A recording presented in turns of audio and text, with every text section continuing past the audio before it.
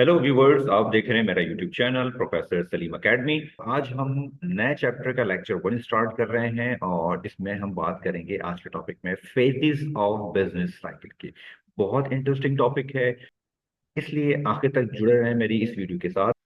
अगर आपने चैनल को सब्सक्राइब नहीं किया है तो फौरी तौर पर मेरे चैनल को सब्सक्राइब कर लें ताकि तमाम वीडियोस आपके पास सबसे पहले पहुंच सकें। तो स्टार्ट करते हैं आज के लेक्चर को और जानते हैं कि बिजनेस साइकिल होता क्या है।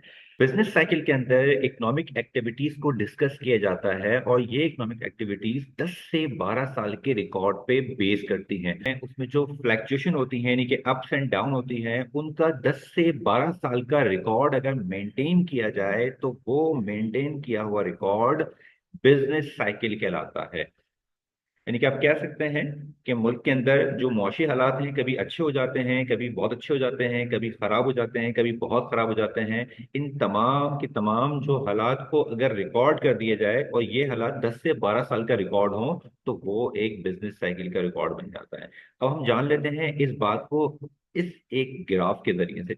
अगर इस ग्राफ को देखें तो यहाँ टाइम लाइन गिवन है, यानी कि एक्स एक्सिस के ऊपर टाइम लाइन गिवन है, 1 2 3 4 5 6 ये डिफरेंट ईयर्स गिवन है। जैसे कि मैंने बताया आपको 10 से 12 साल का ऑलमोस्ट ड्यूरेशन होता है। मैंने यहाँ पे 11 साल जो है एज्यूम किए हैं, आप चाहें 10 साल भी यहाँ पे आप एज्यूम कर सकते हैं। इसके साथ साथ वाई एक्सिस पे आप देखें, जो रियल आउटपुट है, रियल जीडीपी है, उसका डेटा कि आपके जो हर साल में जो आपकी मीशत है वो कितनी ग्रो कर रही है, उसका यहाँ पे ग्रोथ रेट भी मौजूद है। इसके बाद आप देखें कि इस ग्राफ के अंदर एक ब्लू लाइन जो है मूव कर रही है। ये blue line basically potential output है।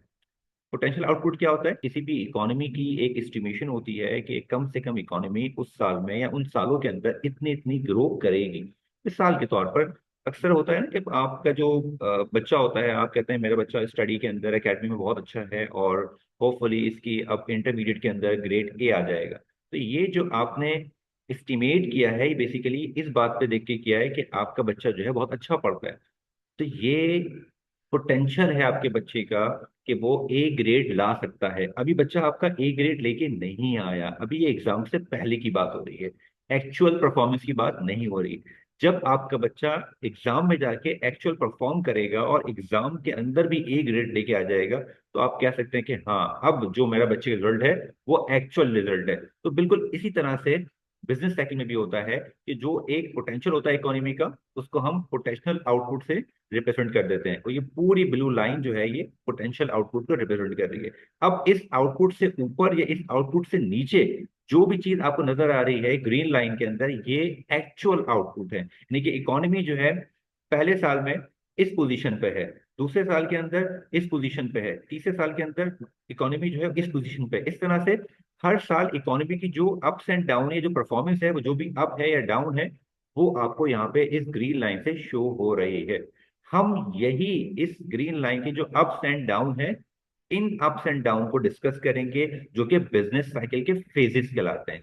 तो सबसे पहले बात कर लेते हैं हम पहले फेज की, जिसको हम डिप्रेशन फेज या फिर थॉरो फेज कहते हैं। डिप्रेशन फेज में इकोनॉमी के हालात बहुत खराब होते हैं। इसके बाद ये आप देखें, ये ग्रीन लाइन अपवर्ड मूव कर रही है जिसमें लिखा हुआ है आगे एक्सपेंशन, यानी कि हालात आहिस्ता आहिस्ता इंप्रूव होना शुरू हो जाते हैं। यानी कि मुल्क में जो गवर्नमेंट है उसकी मैशत की हालात को बेहतर करने के लिए इंटरवीन करती है और हालात अगर खराब होते हैं, इन डिप्रेशन फेज में होते हैं, तो पॉलिसी मेकिंग की जाती है कि हालात जल्द से जल्द बेहतरी की तरफ जाएं ताकि इकोनॉमी जो है वो रिवाइव हो, यानी कि एक्सपेंशन होना शुरू हो जाए। तो इकोनॉमी जो रिवाइव हो रही है या एक्सपेंशन हो रही है तो दूसरा फेज हो गया। इसके बाद ये एक्सपेंशन बढ़ते बढ़ते बढ़ते इकोनॉमी जो है वो बूम पे चले जाती है।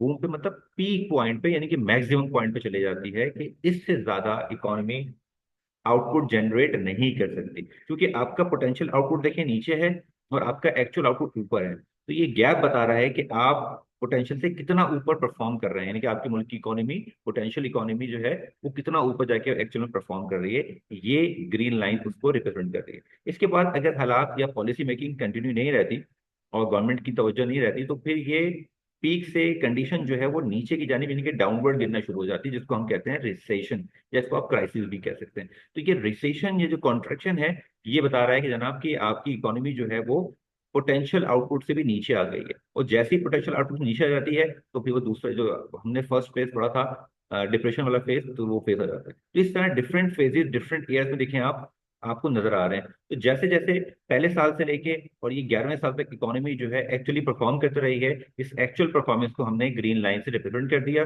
जब ये टॉप पे आती है तो उसको पीक कहते हैं, जब ये बॉटम पे आती है यानी कि बिल्कुल बेस लाइन पर आ जाती है तो उसको हम डिप्रेशन फेज कहते हैं। जब ये तरक्की करना या बेहतरी की तरफ जाती है इसको हम एक्सपेंशन कहते हैं, और दोबारा से जब गिरावट की तरफ आती है इसको हम रिसेशन कहते हैं। तो ये पूरा एक डायग्राम कंप्लीट पिक्चर जो है रिप्रेजेंट कर रही है यहाँ पे। अब हम बारी बारी इन तमाम फेजेस को जान लेते हैं। तो पहला फेज जो हमने डिस्कस किया था वो डिप्रेशन फेज था। तो डिप्रेशन फेज में क्या होता है ये जान लेते हैं। डिप्रेशन एक ऐसा फेज होता है इकोनॉमी का जहां पे इकोनॉमी की जो इकोनॉमिक एक्टिविटीज है वो कम से कम हो जाती है, यानी जीडीपी जो ग्रोथ रेट है वो बिल्कुल लो पे आ जाती है। इसके साथ साथ जो इन्वेस्टर होते हैं वो अपने कारोबार में कम से कम इन्वेस्टमेंट करते हैं, क्योंकि मुल्क की मीशत को देखते हुए हर कारोबारी शख्स इन्वेस्टमेंट करता है। तो मुल्क के हालात इतने अच्छे नहीं होंगे इकोनॉमी के, तो कारोबारी शख्स भी कभी भी अपने बिजनेस को एक्सपेंड नहीं करेगा और नई सरमायाकारी लेके नहीं आएगा। और जो पहले से मौजूद है उसमें भी शायद कमी होना शुरू हो जाए।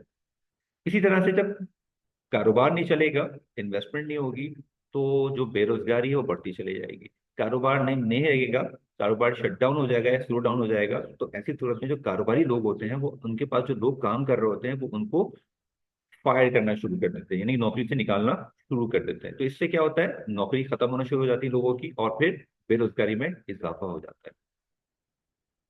अगला पॉइंट है लो कंज्यूमर स्पेंडिंग। जाहिर सी बात है, जब इन्वेस्टमेंट नहीं हो रही, लोगों की नौकरी नहीं मिल रही बल्कि लोगों को नौकरी से निकाला जा रहा है, तो ऐसी सूरत में लोगों के पास परचेसिंग पावर कम हो जाती है, लोगों के पास पैसे कम हो जाते हैं कि वो खर्च कर सकें या अपनी जो बेसिक नीड है उसको पूरा कर सकें। तो उनकी डिमांड जो होती है वो मिनिमाइज हो जाती है, रिड्यूस हो जाती है। तो इस तरह से ओवरऑल इकोनॉमी के अंदर जो कंज्यूमर स्पेंडिंग है वो लो हो जाती है। अगला पॉइंट है डिफ्लेशन का। लो इन्फ्लेशन, इसमें होता है क्या है, जब आपकी नौकरी नहीं होगी और आपके पास पैसे नहीं होंगे तो आपकी जो डिमांड है वो वीक हो जाएगी, आपकी डिमांड कम हो जाएगी। जब कम डिमांड होगी तो आप मार्केट से चीजों को कम खरीदेंगे। अब जब चीजें कम बिकेंगी तो जो स्टॉक मौजूद है दुकानदारों के पास, स्टॉक चाहेंगे ना वो ज्यादा स्टॉक उनका सेल हो जाए, तो वो क्या करते हैं, वो प्राइस में थोड़ी सी कमी कर देते हैं, इतनी कमी कर देते हैं कि उनको नुकसान ना हो। वो अगर रेट टू रेट भी बेचें तो वो उसको बेच देते हैं ताकि हमारी चीज सेल हो जाए। और इन्फ्लेशन की वजह से प्राइसेस जो है कम हो जाती है, तो कम प्राइस करके वो चीजों को बेच देते हैं। अब इसमें क्या होता है, आपको बताया तो मैंने कि गवर्नमेंट इंटरवीन करती है, गवर्नमेंट जो है वो मुदाखलत करती है और आती है और तमाम चीज़ों को कंट्रोल करने की कोशिश करती है ताकि जल्द से जल्द जो है वो इस डिप्रेशन फेसिस से इकोनॉमी को निकाला जा सके और बूस्ट की जानिब जो है, तरक्की की जानिब जो है उसको बढ़ाया जा सके। तो पहले फेज में तमाम चीजें ये हो गई। दूसरे फेज में क्या होता है, देख लें, गवर्नमेंट इंटरवीन करती है तो डिप्रेशन फेज से जो है वो एक्सपेंशन की तरफ यानी कि रिवाइवल की तरफ जो है इकोनॉमी को लेके जाती है गवर्नमेंट। रिवाइवल फेज जिसको एक्सपेंशन फेज कह रहे हैं, इसमें होता यह है कि जीडीपी आहिस्ता आहिस्ता बढ़ना शुरू हो जाती है। क्यों बढ़ती है, क्योंकि इकोनॉमिक एक्टिविटीज जनरेट होना शुरू हो जाती है। जब इकोनॉमिक एक्टिविटीज जनरेट होना शुरू होती है तो फिर जो मुल्क के जो बिजनेस पर्सन होते हैं उनका कॉन्फिडेंस जो है वो इम्प्रूव होता है गवर्नमेंट की पॉलिसी की वजह से, और फिर अपने बिजनेस को में एक्सपेंड करना, बिजनेस को या बिजनेस में मजीद इन्वेस्टमेंट करना या नए प्रोजेक्ट को लगाना, ये इस तरफ लोग आना शुरू हो जाते हैं, यानी कि इन्वेस्टमेंट शुरू हो जाती है बढ़ना। फिर जब इन्वेस्टमेंट होती है तो उनको अपने कारोबार के लिए लोग चाहिए होते हैं, जॉब क्रिएट होना शुरू हो जाती है। तो बेरोजगारी आहिस्ता आहिस्ता कम होना और रोजगार आहिस्ता आहिस्ता बढ़ना शुरू हो जाता है रिवाइवल फेज के अंदर। जब रोजगार बढ़ना शुरू होता है, लोगों के पास पैसे आना शुरू होते हैं, लोगों की इनकम जनरेट होती है, तो लोग फिर उस इनकम को स्पेंड भी करते हैं, कंज्यूमर स्पेंडिंग जो है वो बढ़ना शुरू हो जाती है ग्रेजुअली।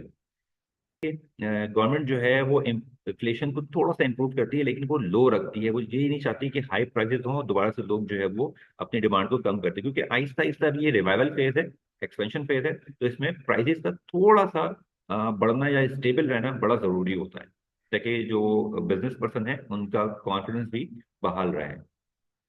सेंट्रल बैंक जो है वो इंटरेस्ट रेट को लो रखे ताकि जो मुल्क में मौशी सरगर्मियां हैं वो बढ़ते रहें। सस्ता कर्जा जब लोगों को मिलेगा तो लोग सस्ता कर्जा बैंक से लेकर कम इंटरेस्ट रेट पे कर्जा लेके अपने कारोबार में पैसे लगाएंगे और कारोबार जो है वो ग्रो करेगा, जिससे एक्सपेंशन होगी इकोनॉमी के अंदर। इसके बाद देखें, ये हमने एक्सपेंशन फेज पढ़ लिया, यहाँ देखें इसके बाद अगला फेज जो आता है वो पीक का फेज आता है। तो पीक फेज में क्या होगा या बूम फेज में क्या होगा कि जो ग्रोथ है इकोनॉमी की वो ग्रोथ मैक्सिमम हो जाएगी। यानी कि इस फेज में आप देखें जो एक्सपेंशन हो रही थी ये एक्सपेंशन एक्सपेंड होते होते होते इस पॉइंट पे जो पहुंच जाएगी, तो फिर इसको हम कहेंगे बूम पीरियड या फिर पीक फेज। इस पीक फेज में जो इकोनॉमी के अंदर जो एक्टिविटीज हो रही होती हैं वो बहुत ज्यादा हो रही होती हैं। कारोबारी लोग कारोबार कर रहे होते हैं, लोगों को रोजगार मिल रहा होता है, इन्वेस्टमेंट जनरेट हो रही होती है। तो इससे क्या होता है, ओवरऑल मैक्सिमम जो ग्रोथ लेवल है वो हाइप चले जाता है। हाई एम्प्लॉयमेंट, लोगों को रोजगार मिल रहा होता है, लोगों को जॉब्स मिल रही होती है। इसके साथ साथ जो है वो इन्फ्लेशन भी बढ़ जाता है। प्राइसेस ऑफ जो गुड्स एंड सर्विसेज हैं वो इंक्रीज होना शुरू हो जाती हैं, क्योंकि डिमांड हाई हो जाती है। जब डिमांड हाई हो जाती है और सप्लाई अगर उस लिहाज से हो या उस लिहाज थोड़ी सी कम भी हो, तो फिर इन्फ्लेशन का फैक्टर यहाँ पे रेज होना शुरू हो जाता है। यहाँ पे इंटरेस्ट रेट हाई होना शुरू हो जाता है। सेंट्रल बैंक ये करता है कि वो अपने जो इन्फ्लेशन को कंट्रोल करने के लिए वो इंटरेस्ट रेट को बढ़ाना शुरू कर देता है।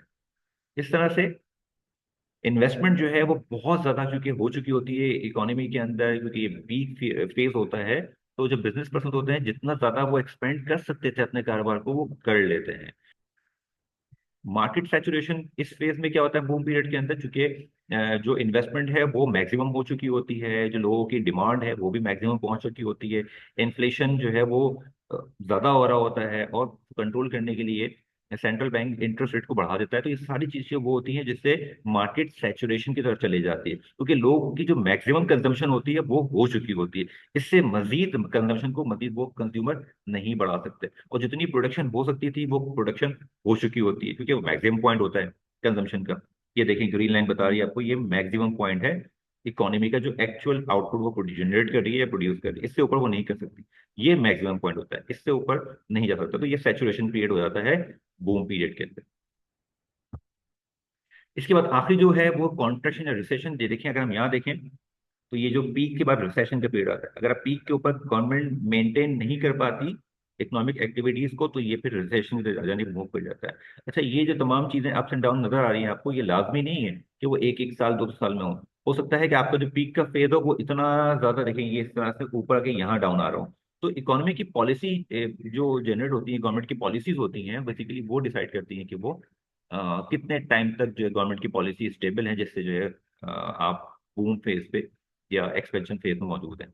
जो जीडीपी है एक बार फिर से डिक्लाइन की तरफ शुरू हो जाती है, यानी कि जो बूम फेज से अगर गवर्नमेंट उसको मेंटेन नहीं रख पाती, तो बूम फेज से जो है वो दोबारा से जो इकोनॉमी है उस एक्टिविटी स्लो होना शुरू हो जाती हैं और जीडीपी दोबारा से डिक्लाइन होना शुरू हो जाता है। इसके बाद जो अनएम्प्लॉयमेंट है, एक बार फिर अनएम्प्लॉयमेंट बढ़ना शुरू हो जाती है, बेरोजगारी होना शुरू हो जाती है, क्योंकि लोगों की ओवरऑल जो डिमांड है उसमें कमी होना शुरू हो जाती है।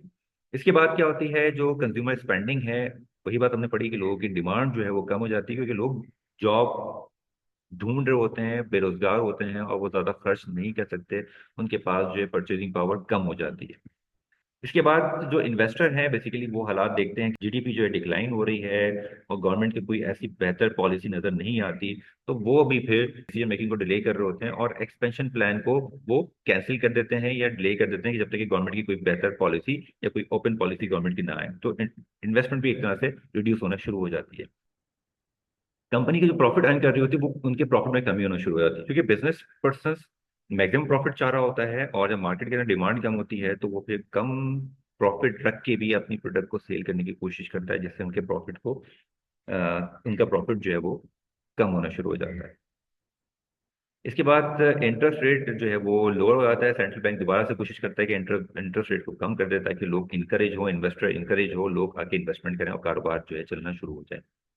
लो कॉन्फिडेंस, ये वो पॉइंट होता है जहाँ पे कंज्यूमर का और बिजनेस पर्सन का जो कॉन्फिडेंस का लेवल होता है वो कम हो जाता है, क्योंकि इकोनॉमी के हालात क्राइसिस की तरफ जा रहे होते हैं। तो ऐसी सिचुएशन में बिजनेस पर्सन तो कभी भी जो है वो कारोबार में मजीद पैसा लगाने की सोचता नहीं है। अब ये सारी चीजें हमने पढ़ी बार बार कि गवर्नमेंट की इंटरवेंशन इंटरवेंशन कैसे होती है। Government use fiscal and monetary policy, monetary policy fiscal policy के जरिए से जो है वो गवर्नमेंट कोशिश करती है कि वो स्टेबलाइज करे बिजनेस को या बिजनेस साइकिल को, और इस सिलसिले में जो इकोनॉमिक जो फ्लक्चुएशन है उसको कंट्रोल किया जा सके। इस सिलसिले में जो पहली पॉलिसी होती है फिस्कल पॉलिसी, वो गवर्नमेंट प्रिपेयर करती है, जिसके अंदर आमतौर पर गवर्नमेंट की स्पेंडिंग और टैक्सेशन का रिकॉर्ड होता है। इसके बाद मॉनेटरी पॉलिसी होती है। मॉनेटरी पॉलिसी जो है सेंट्रल बैंक जो उस मुल्क का होता है वो कंट्रोल करता है, मनी सप्लाई के जरिए से और इंटरेस्ट रेट के जरिए से। तो होपफुली व्यूवर्स आपको आज की वीडियो समझ में आई होगी। मेरे यूट्यूब चैनल को जरूर सब्सक्राइब कर लें ताकि सारी इंफॉर्मेटिव वीडियो आपके पास पहुंचे।